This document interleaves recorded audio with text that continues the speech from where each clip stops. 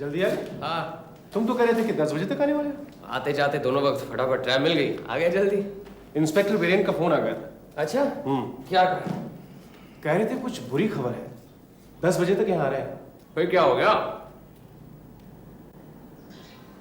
क्या हो गया?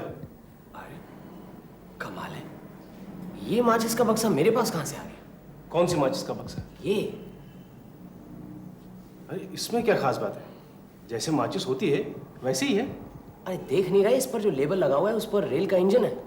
रेल का इंजन? रेल का इंजन है तो क्या हुआ? सत्या, जब मैं घर से निकला तब जहां तक मेरा ख्याल है मेरे पास घोड़ा छाप माचिस थी, अब ये रेल के इंजन में बदल गई। सत्या, इस बार बाजार से कौन सी माचिस मंगवाई थी? वही जो हमेशा आती है, घोड़ा छाप। कितनी मंगवाई? 1 दर्जन। तुम्हें पक्का मालूम है इंजन छाप नहीं मंगवाई? पुटीराम, रसोई से माचिस के डिबिया तो ला, अभी पता चल जाएगा। देखना तो जरा, माचिस पर क्या इंजन छाप है घोड़ा छाप है?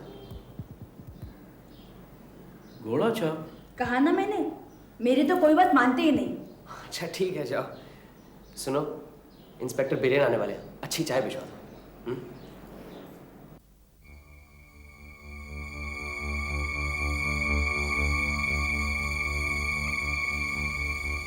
याद आया, ट्रैम में मेरे पास एक आदमी बैठा हुआ था। उसने मुझसे माचिस मांगी, फिर सिगरेट जलाकर वापस दे दी। अजीत। क्या है?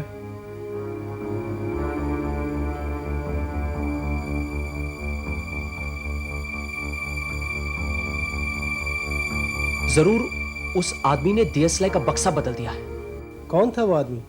गौर नहीं किया, लेकिन ठंड की वजह से वो मफलर लपेटे हुए था, और फिर मैं भी ज्यादातर खिड़की से बाहर देख रहा था।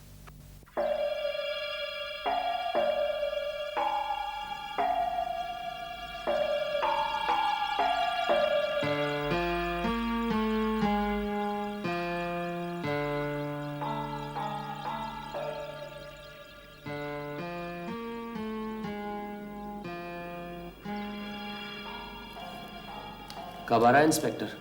10 बजे। मुझे मालूम है इंस्पेक्टर क्या बुरी खबर लाने वाला है। क्या? जाओ दरवाजा खोल दो, इंस्पेक्टर बिरेन आए।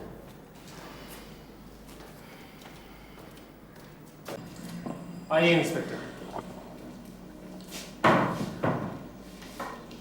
प्रोफेसर देव कुमार की माचिस की डिबिया की चोरी कब हुई?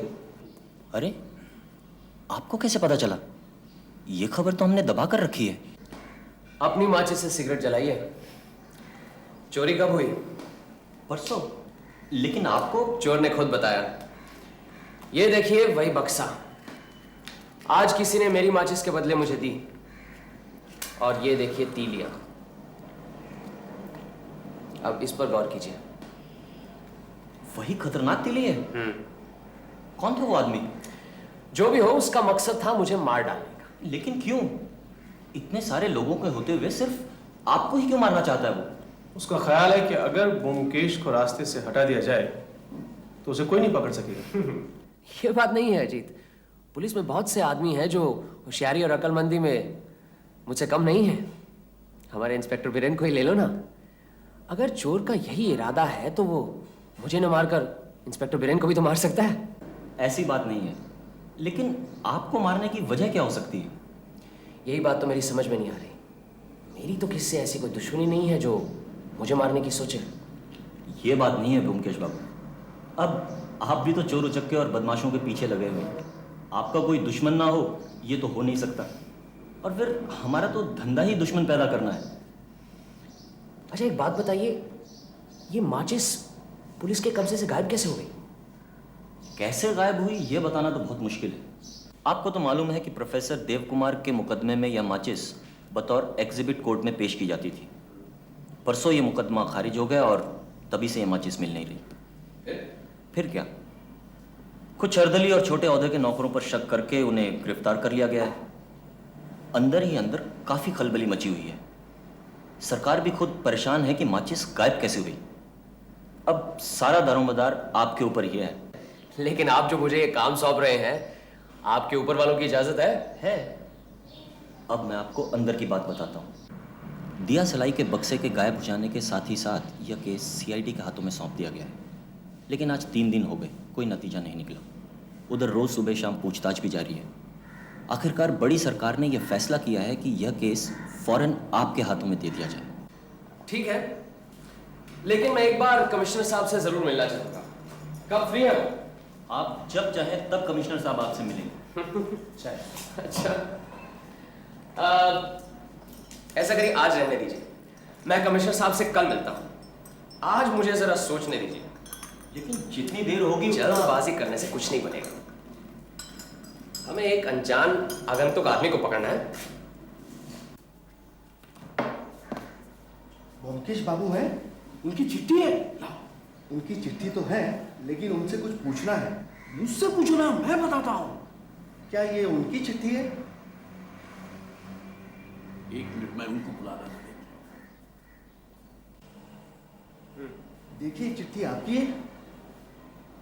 हाँ मेरी है, क्यों, क्या बात है? नीचे मेज में बाबू कह रहे थे ये चिट्ठी उनकी है। अरे, ब्योमकेश बख्शी कोई और भी है क्या? उन्होंने अपना नाम ब्योमकेश बोस कहा। नीचे मेस में ब्योमकेश नाम का कोई आदमी है? ऐसा तो कभी सुना नहीं। ठीक है। किसकी चिट्ठी?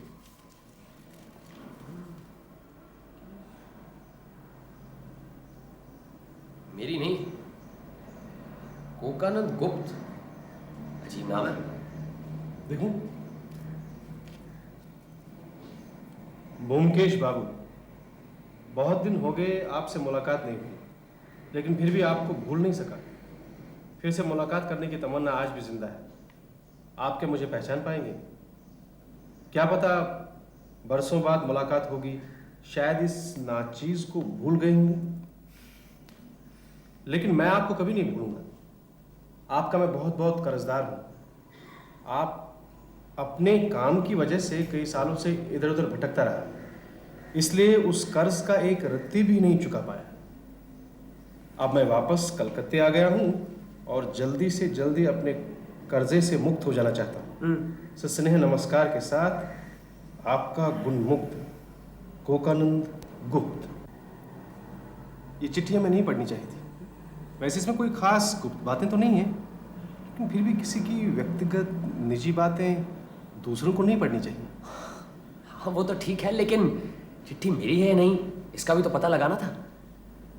कोकानंद गुप्त, मैं तो ऐसे किसी आदमी को पहचानता नहीं, और अगर पहचानता भी हूं तो इतना बड़ा उपकार किया हो, ये तो मुझे कुछ याद नहीं। उसे वापस दे देनी चाहिए। क्यों नहीं? कोटीराम, कोई नया आदमी लगता है। देखो, दरवाजा खोलो।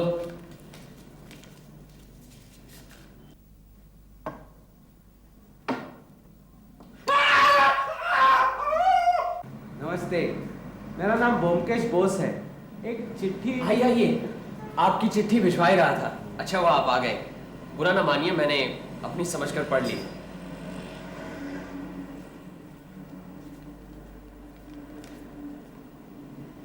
कोकानंद गुप्त, लेकिन मैं तो किसी। आपने पढ़ी है ना चिट्ठी? हाँ पढ़ी है। पोस्टमैन कह जरूर रहा था कि आप नीचे मेस में रहते हैं, लेकिन ये चिट्ठी मेरी नहीं है। मेरा नाम ब्योमकेश बख्शी है। आपको कौन नहीं जानता, आप तो हमारी बिल्डिंग की शान है। लेकिन ये चिट्ठी मेरी है या नहीं, कुछ समझ में नहीं आ रहा है। खैर, जब आपकी नहीं है तो मेरी होगी। महान व्यक्ति उपकार करके भूल जाते हैं, यही तो उनकी महानता है। ऐसी कोई बात नहीं है, बहुत दिनों की बात है, कुछ याद नहीं आ रहा है। अच्छा, आप इस मेस में कितने दिनों से? ज्यादा नहीं, यही कुछ 6-7 दिन से। अच्छा, चलिए, अपने ही नाम वाला एक और मीत मिल गया। आइए ना कभी कभी। जरूर। अच्छा।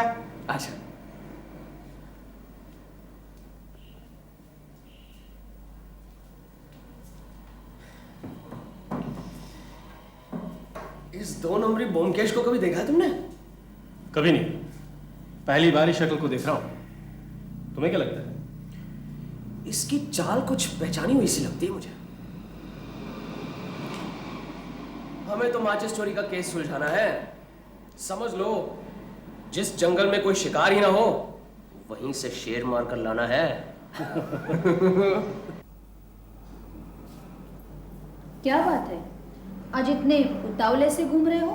क्या बताऊं, मन को एक रास्ते पर नहीं ला पा रहा, इधर उधर भटक रहा है। जब इतनी बड़ी जिम्मेदारी ले ली है तो मन पर काबू रखना चाहिए। मैं क्या जानबूझकर भटक रहा हूं? आज सुबह की वो चिट्ठी, कोकानन गुप्त, ध्यान उसी तरफ जा रहा है। उस चिट्ठी में परेशानी की क्या बात है? नहीं, वैसे तो कुछ नहीं है, लेकिन सोच रहा हूं कि अगर सचमुच वो चिट्ठी मेरे लिए लिखी गई हो तो। क्या बात कर रहे हो ब्योमकेश? चिट्ठी लिखने वाले को तुम पहचानते नहीं। एक दूसरा आदमी उस चिट्ठी को अपनी मानता है, फिर वो चिट्ठी तुम्हारी कैसे हो सकती है? उस चिट्ठी में क्या लिखा है तुम्हें याद है? बहुत ही कृतज्ञ होकर किसी एहसान के बदले में अपना बोझ हल्का करना चाहता है। इसमें इतनी परेशानी की क्या बात है? अच्छा चलो अब सो जाओ, कल सोचना क्या करना है। जी, मुझे लगता है कि जिसने प्रोफेसर देव कुमार की डीएसएलआर चुराई है, वही मुझे मार डालना चाहता है। कितनी बार कहा है पुलिस में रिपोर्ट दर्ज करके रखना, मेरी तो कुछ सुनते ही नहीं हो। अजीत, ये काम तुम ही कर डालो ना। वो मुझे हमेशा के लिए ठंडा कर देना चाहता है। अच्छा मान लो मैं खुद ही मर जाऊं। भाई काफी रात हो गई है, मैं चलता हूँ। अरे सुनो तो सही, तुम मेरी बात नहीं समझ पा रहे। मैं कह रहा हूं कि जो मुझे मार डालना चाहता है, अगर उसके मारने के पहले ही मैं मर गया तो क्या?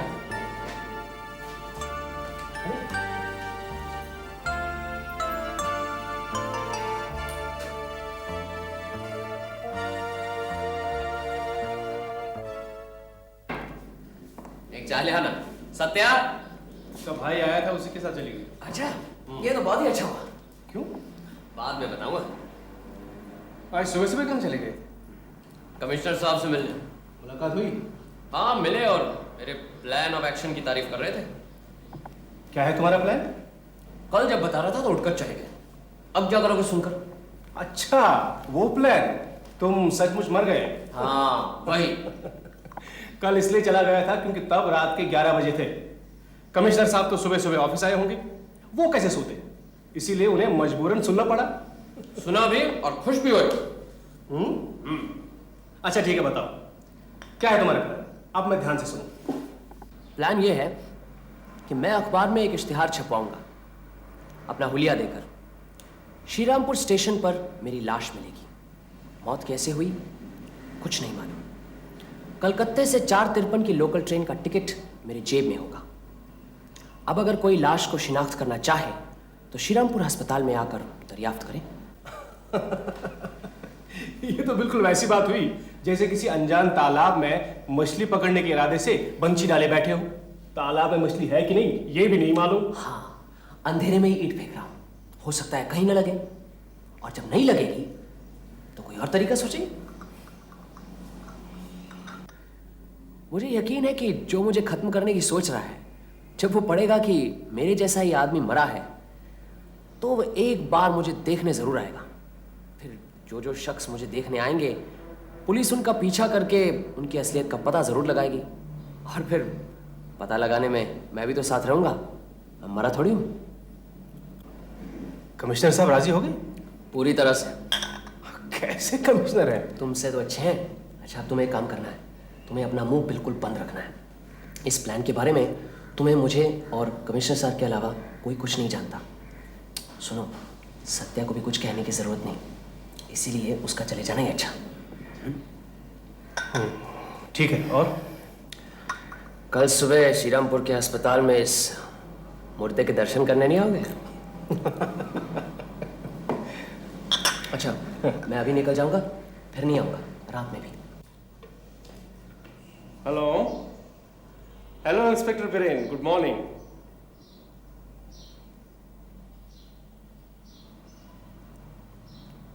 जी वो घर पर नहीं है, कलकत्ते से बाहर। जी मालूम नहीं, कुछ कहकर नहीं गए? कब लौटेंगे कुछ पता नहीं। वैसे 2-4 दिन तो लग सकते हैं। नमस्कार। आइए आइए। मुंडीराम, जरा चाय बनाना। आइए बैठिए। कहिए, कैसे आना हुआ? यूं ही बस, कहीं जा तो नहीं रहे ना? नहीं नहीं। ब्योमकेश बाबू कहीं दिखाई नहीं देते। जी हाँ, वो कहीं गए हैं कलकत्ते से बाहर काम से। कब गए? आज ही। अच्छा, आप क्या काम करते हैं? बुरा मत मानिए, ये सवाल तो हमारे देश में चलता है। ब्योमकेश बाबू कुछ भी बताने को मना कर गए नहीं? नहीं, ऐसी कोई बात नहीं है।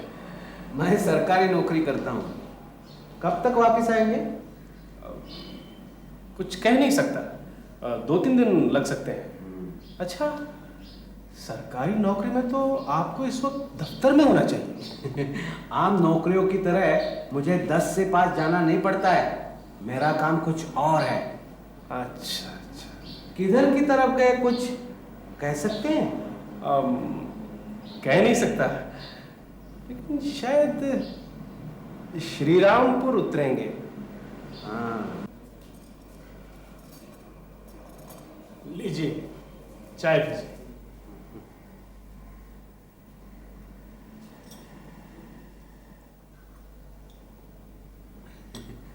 आप शायद सोच रहे होंगे कि मैं आपकी बातों को जानने की कोशिश कर रहा हूँ। नहीं, ऐसी बात नहीं है।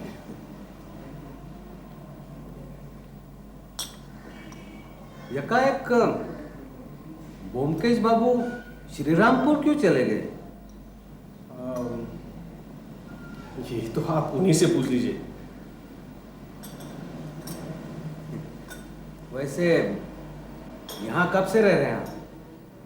जी, मैं 10 साल से रह रहा हूँ। ब्योमकेश मुझसे पहले से रह रहे हैं।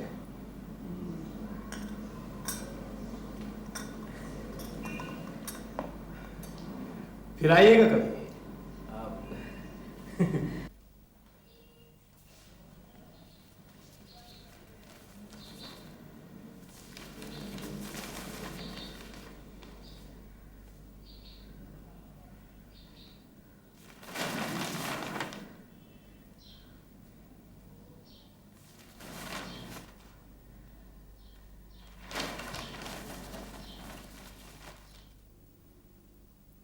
कल शाम को 5:30 बजे श्रीरामपुर स्टेशन के वेटिंग रूम में एक अनजान आदमी की लाश बरामद हुई है।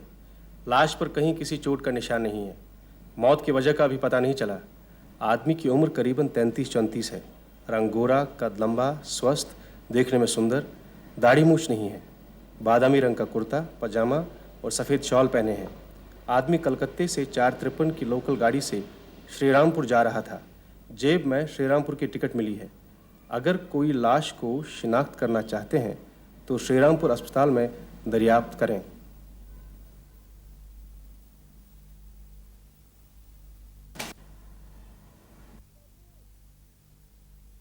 अजीत बाबू, सुबह सुबह कहाँ चल दिए? वो ज़रा डायमंड हार्बर तक जा रहा हूँ, एक दोस्त से मिलने। ब्योमकेश बाबू कब आएंगे कुछ पक्का नहीं है, इसलिए सोचा ज़रा घूम आऊँ। अच्छा अच्छा, आज का अखबार पढ़ा? नहीं, ट्रेन में पढ़ता जाऊँगा।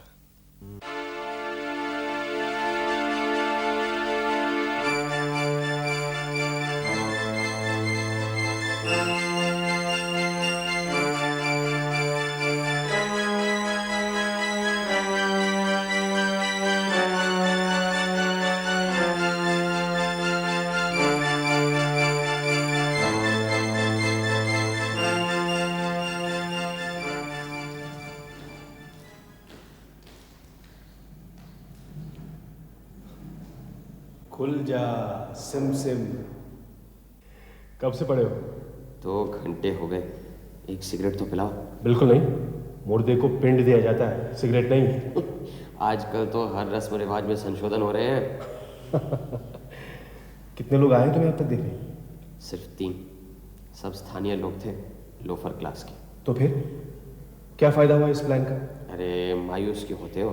अभी तो सारा दिन बाकी है, फिर कल भी तो है, अगर ज़रूरत पड़ी तो। क्या मतलब? कल तक ऐसे ही पड़े रहोगे? मान लो तुम्हारे उस दुश्मन ने वो इश्तेहार पढ़ा नहीं हो तो?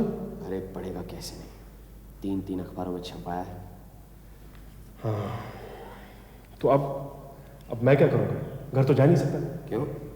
अरे तुम्हारे उस नाम राशि ने सुबह से ही पूछ लिया कहाँ जा रहे हो, तो मैंने कहा कि मैं 1-2 दिन के लिए डायमंड हार्बर जा रहा हूँ। अच्छा ही किया तुमने। एक काम करो, नज़दीक कहीं जाकर छुप जाओ। मुझे जो देखने आ रहे हैं उन पर नज़र रखना। वैसे तो पुलिस ये काम कर ही रही है, मुझे देखने वालों की पूरी छानबीन करेगी, लेकिन अगर तुम्हें लगे कि कोई जाना पहचाना सा है तो मुझे फ़ौरन आकर खबर कर देना। मुसीबत तो ये है कि मैं आँख नहीं खोल सकता इसीलिए जो चरण रज दे रहे हैं उनके दर्शन नहीं कर सकता। हाँ, अगर किसी ने देख लिया कि मुर्दी की आंखें टिमटिमा रही है तो देखने वाला घबरा जाएगा। मुर्दे हंसते नहीं है? अच्छा, मैं यहाँ नज़दीक ही रहूँगा, लेकिन पुलिस कोई झमेला तो नहीं करेगी? दरवाजे पर जो सिपाही खड़ा है ना, जाके उसे अपना परिचय दे दो, फिर कुछ नहीं होगा। देखने में वो मामूली सिपाही लगता है, लेकिन असल में CID का सीनियर इंस्पेक्टर है। जाओ। अच्छा ठीक है, मैं पास ही रहूँगा, ज़रूरत पड़ी तो दोबारा आऊँगा।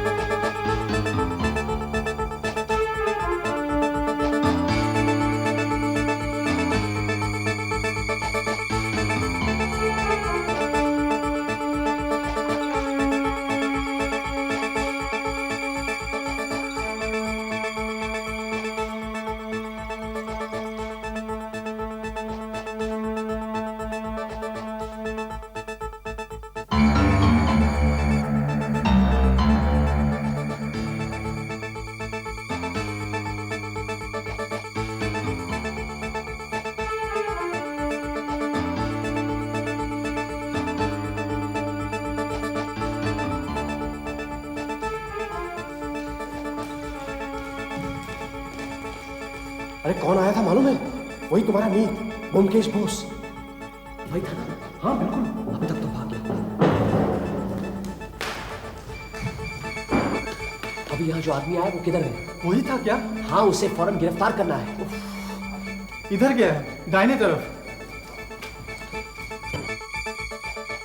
अभी यहाँ से एक आदमी गया है, तुमने इसे देखा है? जिसके मुंह पे मफलर था? हाँ वही। हाँ, वो कलकत्ते की एक टैक्सी में आया था और उसी में बैठ के चला गया। चलो फौरन उसे पकड़ना है। लेकिन हमारी मोटरसाइकिल तो अभी तक नहीं आई। टैक्सी का नंबर लिया तुमने? कैसे लेता, टैक्सी बहुत दूर खड़ी हुई थी। इसकी जवाबदारी तुम पर ही होगी। चलो जीत। यहाँ तो कोई टैक्सी नहीं है। तो क्या ब्योमकेश बोस ही तुम्हें मारना चाहते हैं? हाँ। तुम्हें कैसे पता? अभी रहने दो, बाद में बताऊंगा। मुझे लगता है कोई टैक्सी नहीं मिलेगी। चलो ट्रेन से चलते हैं। लेकिन वो इतनी जल्दी भागा क्यों? अरे जब तुम मर ही गए थे तो इसमें भागने की क्या जरूरत थी? पहुंचा हुआ शिकारी है, आते ही समझ गया कि जाल में फंसा है। वो कैसे? मेरे दिल की धड़कन से। अरे दिल थोड़ी मरा है। चलो। अरे ब्योमकेश बाबू, आपके जूते? आप बताइए कि वो आपके ब्योमकेश बाबू आए थे क्या? वो अभी अभी आकर चले भी गए। वो घर से कुछ जरूरी खबर आई थी, इसलिए वो भी आपको ढूंढ रहे थे। मुझे? हाँ, और कह गए आप बिल्कुल अफसोस मत कीजिए, थोड़े ही दिन में आपसे फिर से मुलाकात होगी। इसलिए तो मैं आपका इंतजार कर रहा था। कहाँ गए ये तो बताया नहीं होगा। जी नहीं। अच्छा, उनका कमरा कौन सा? वो रहा 5 नंबर। जरा दिखाइए तुसी। आइए।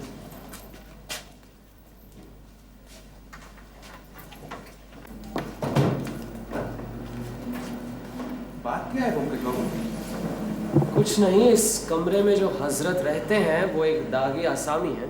आसामी? अपने साथ तो कुछ ले नहीं गया, बक्सा बिस्तर सब यही है। नहीं नहीं, वो साथ में एक छोटी सी पोटली और पानी की सुराही लेकर गए और कह गए 3-4 दिनों में वापस आएंगे। पानी की सुराही? पानी उबाल कर पीते थे क्या? जी नहीं। अच्छा ठीक है, आप किसी आदमी को इंस्पेक्टर बिरेन के यहाँ भिजवा दीजिए, कहलवा दीजिए कि मैंने कहा है चोर पकड़ा गया है, यहाँ फौरन चलेगा। मैं तब तक इस कमरे की तलाशी ले लेता हूँ।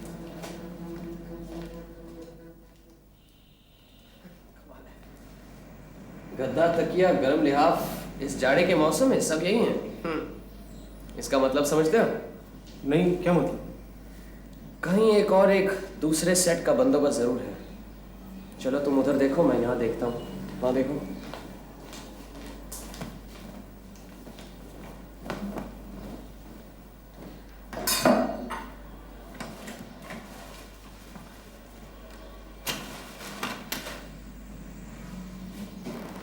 तुम क्या वो माचिस ढूंढ रहे हो? अरे नहीं, वो माचिस नहीं है। देख रहा हूँ कहीं कोई क्लू मिले तो कम से कम ये तो पता लगे कि इस हजरत का असली नाम क्या है। क्या? इसका असली नाम ब्योमकेश बोस नहीं है, ये तो साफ सा है। उसने अपना नकली नाम ब्योमकेश क्यों रखा? बदला लेने की साइकोलॉजी अजीब है। अगर दुश्मन को पता न लगे उस पर कौन वार कर रहा है तो उस वार करने वाले को मजा नहीं आता। इसीलिए मेरा ही नाम रखकर मेरे सीने पर सवार होने का आनंद लेना चाहता है। मेरा मरा हुआ मुंह देखने के आनंद के लिए सीरमपुर दौड़ कर गया था।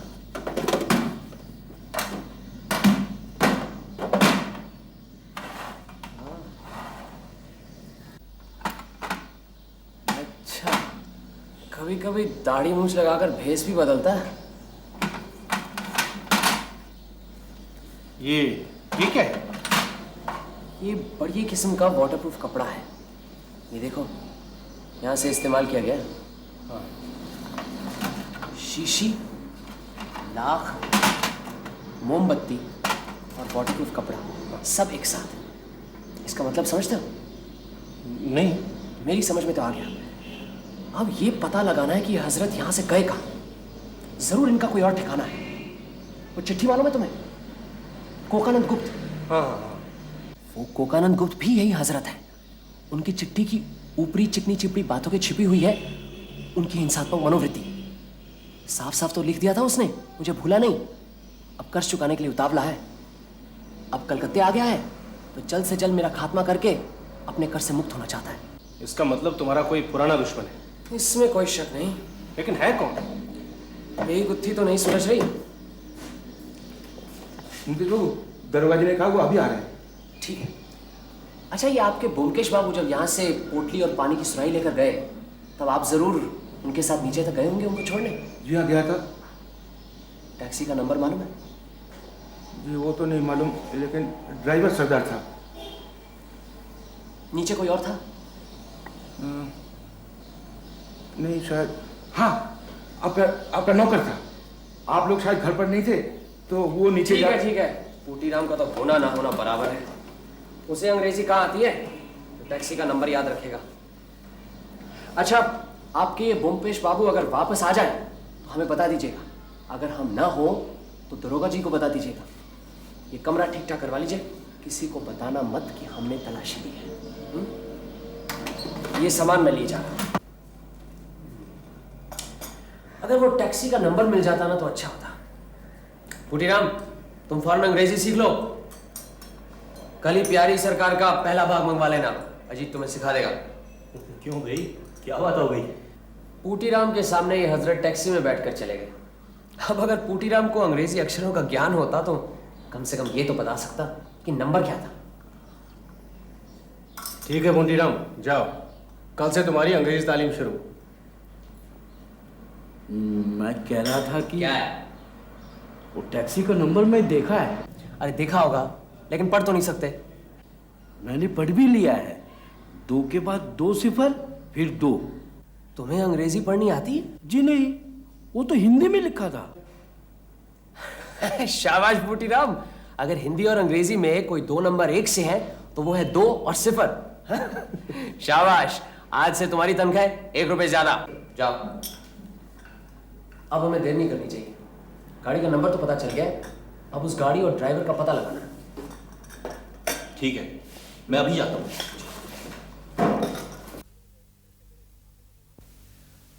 आइए इंस्पेक्टर बिरेन, आपने तो कमाल कर दिया। सरदार जी, आपको याद है इस बिल्डिंग से आज आप एक शख्स को श्रीरामपुर लेकर गए, वहां से आप उसे कहां लेकर गए, हमें कुछ बता सकते हैं? जी, श्री रामपुर अस्पताल के कुछ दूर गाड़ी रुकवाकर वो बाबू अस्पताल के अंदर गए, लेकिन जल्दी वापस आकर फिर कलकत्ते वापस चले आए। इस बिल्डिंग के पास मुझे रुकने को कहा, लेकिन फिर कुछ सामान लेकर आए, गाड़ी में बैठे और फिर बहू बाजार के पास उतरकर एक गली में चले। आपके पास नीचे टैक्सी तो होगी अपनी? आओ। जहां उस शख्स को उतारा, आप हमें ठीक उसी जगह पर ले जाएंगे? हाँ, क्यों नहीं। चलिए अजीत, आओ अपनी टॉर्च भी साथ में ले लो, चलो।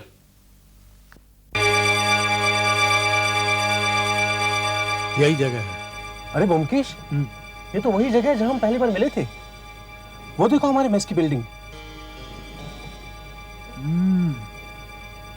अब समझा ये आदमी कौन है। कौन है?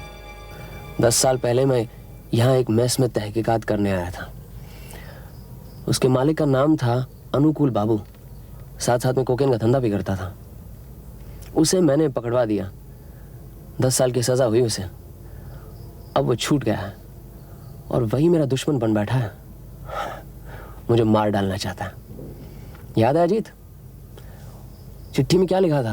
कोकेन का धंधा करता था, उसने अपना नाम कोकानंद रख लिया, कोकेन से कोकानंद। याद है? लिखा था, मैं अब कलकत्ते वापस आ गया हूं, आपको कभी नहीं भूलूंगा, जल्द से जल्द अपने कर्ज से मुक्त होना चाहता हूं। लेकिन उसका चेहरा कैसे जला, कुछ पता नहीं चला। इंस्पेक्टर बिरेन, पिस्तौल वगैरह सब है ना? है।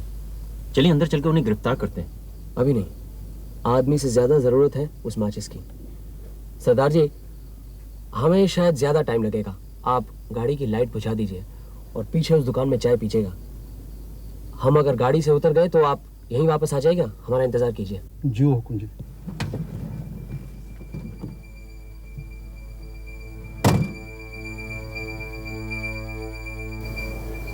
हम यहाँ धरना दे रहे हैं, कभी ना कभी तो निकलेगा। जब निकलेगा हम उसके कमरे में जाएंगे, कमरा सर्च करेंगे, फिर जब वो वापस आ जाए आप उसे गिरफ्तार कीजिए। और मान लो वो कमरे से ना निकले तो? अरे निकलेगा कैसे नहीं, अब वहाँ मेस नहीं है, रात का खाना खाने तो वो देखो।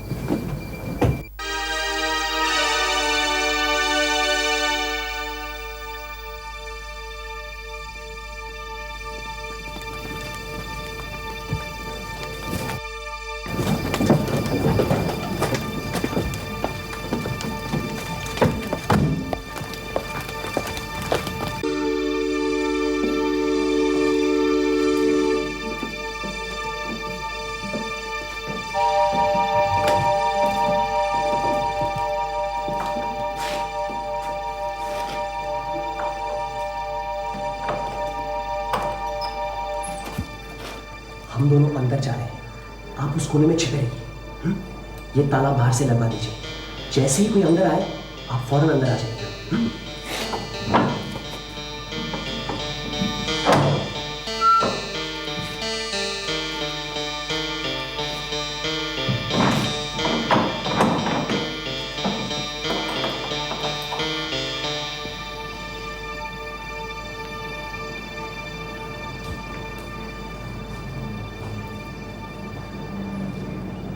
बैठो अजीत, यही इंतजार करते हैं। इसी कमरे में तो हमारी पहली मुलाकात हुई थी।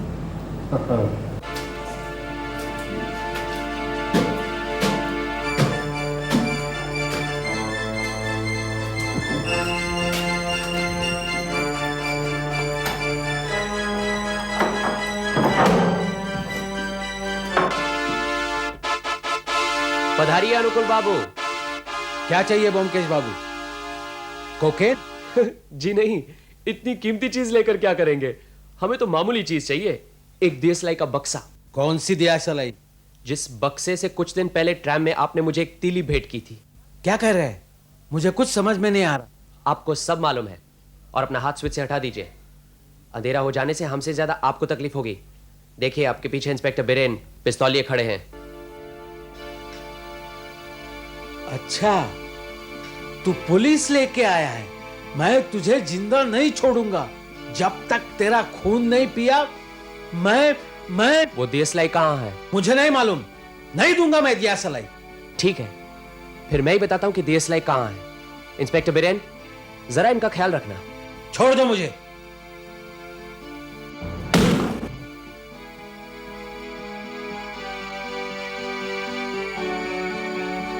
वाटरप्रूफ सील मोहर की हुई शीशी।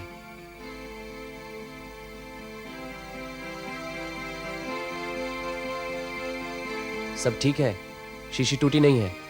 इंस्पेक्टर बिरेन, इसी शीशी में दियसलाई की बाकी तीलियां हैं। अब आप इन्हें गिरफ्तार कर सकते हैं। चलो। भाई पोटीराम, आज तो तुम बढ़िया सी चाय पिलाओ। आइए।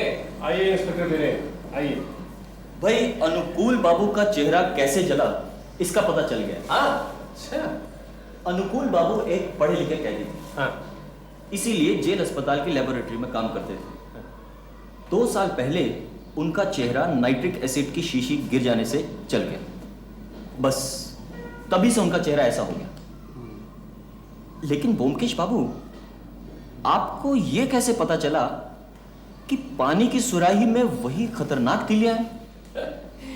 यहां हमारे अनुकूल बाबू की अकलमंदी की तारीफ करनी पड़ेगी। दियसलाई पानी में छुपाकर रखी गई है, ये कोई सोच भी नहीं सकता था। अब अगर उनके घर की तलाशी ली जाए तो और जहां भी हो, लेकिन कोई पानी की सुराही की तलाशी नहीं लेगा। मुझे भी शक हुआ जब मैंने सुना कि वो एक हैंडबैग और पानी की सुराही लेकर भागे। अब इस जाड़े के मौसम में कोई गद्दा कंबल छोड़कर पानी की सुराही लेकर क्यों भागे? और फिर जब उनके बक्से में से वो वाटरप्रूफ कपड़ा और सील करने वाली लाख मिली, तब मुझे यकीन हो गया कि जरूर इसी सुराही में वो खतरनाक तीलियां हैं। वो सब तो ठीक है, लेकिन अनुकूल बाबू को उन तीलियों के बारे में कैसे पता चला? प्रोफेसर देव कुमार और उनकी इजाद की गई माचिस की तीलियों का केस सारे अखबारों में छपता था। उन्हीं दिनों अनुकूल बाबू की रिहाई हुई थी। अब मुझसे बदला लेने की आग उनमें थी ही। वे रोज कोर्ट जाकर ये केस सुनते थे। वहीं ये माचिस की डिबिया अक्सर बतौर एग्जिबिट कोर्ट में पेश की जाती थी। अनुकूल बाबू ने सोचा इसी हथियार से मुझे खत्म कर देंगे। अब माचिस हथियाना तो उनके लिए मामूली सी बात थी। किसी भी चपरासी को उल्लू बनाकर उसके बदले में दूसरी माचिस रखकर उन्होंने अपना काम बना लिया। इंस्पेक्टर बिरेन, अगर आप चाहें तो इसकी तहकीकात कर सकते हैं। लीजिए, चाय पीजिए। पोटीराम, पढ़ाई लिखाई शुरू कर दी?